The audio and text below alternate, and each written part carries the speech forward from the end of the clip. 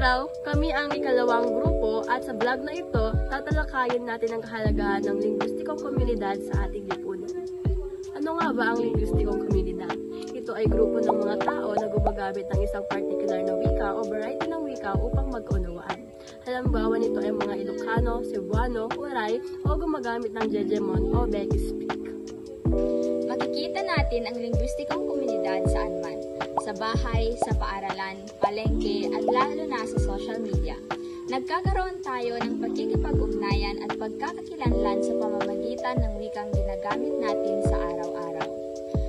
Mahalaga ang linguistikong komunidad dahil ito ay nagpapakita ng ating kultura, identidad at pagkakaisa sa pamamagitan ng wika na ipapahayag natin ang ating damdamin, opinyon at paninindigan. Bilang kabataan, dapat nating pagmalaki at pangalagaan ang ating wika dahil ito ang ating pagkakakilanlan at tulay sa pag-unlad ng ating bayan.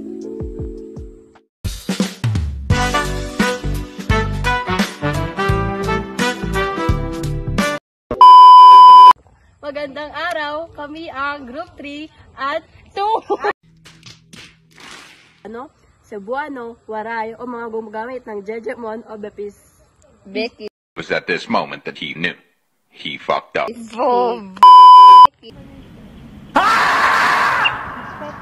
Magkakaroon tayo ng pakikipag-ugnayan at say that you're fine when you're not really fine. You just can't get into it.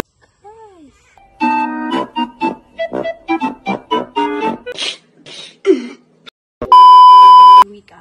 Dahil ito ang ating pagkakakilanlan,